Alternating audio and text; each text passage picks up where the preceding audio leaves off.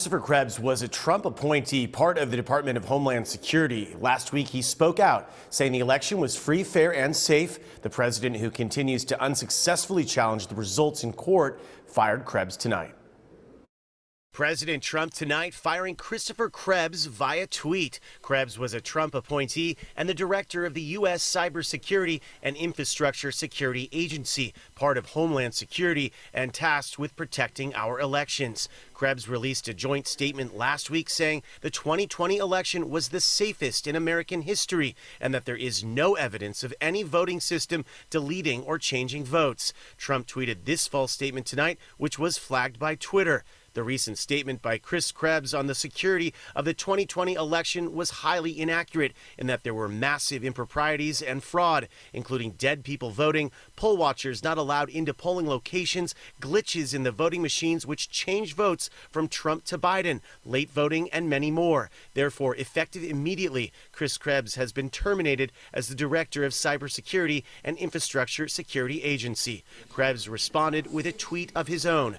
Honored to serve, we did it right. Defend today, secure tomorrow. Hashtag protect 2020. Professor of politics at Claremont McKenna College, Jack Pitney. Trump has the legal authority to do this. On the other hand, it sends a terrible signal to people in the administration. If you speak a truth that clashes with the administration line, you're out. With President Trump blocking President-elect Biden from intelligence briefings, he got his own today from former officials who served in Republican and Democratic administrations. I've been unable to get the briefings that ordinarily would have come by now, and so I just want to get your input. The question now becomes, when will the president let the official transition begin?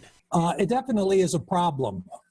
In 2000, we had a delayed transition under different circumstances, the dispute over Florida, and that may have impaired our reaction to 9/11 several months later. Also today, the Trump administration announced a drawdown of troops in Afghanistan and Iraq, a decision some senior military officials privately warned against. And just last Thursday, President Trump had to be talked out of a potential attack on Iran to stop its nuclear program. America's back, and it's no longer America alone. The lack of coordination is also hampering the pandemic response. As cases spike, the American Medical Association and other major health organizations urged the administration to share all critical information related to COVID-19. Dr. Anthony Fauci, who said he has not spoken to the president or Mr. Biden, offered this advice to the Biden team. We need a uniform approach to this outbreak.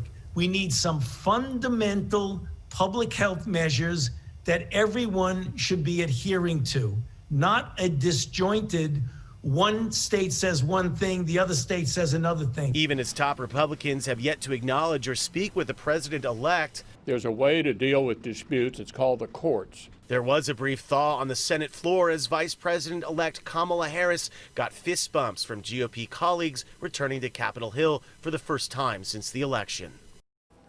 And CBS sources say that at today's COVID task force meeting, doctors told Vice President Pence the situation is dire and worsening. If nothing changes, there could be 2,000 deaths a day by Christmas overrunning hospitals. Doctors are urging Pence or the president to make remarks from the podium to stress mitigation. Live in the newsroom, I'm Tom Waite-Wan. Back to you. All right, Tom.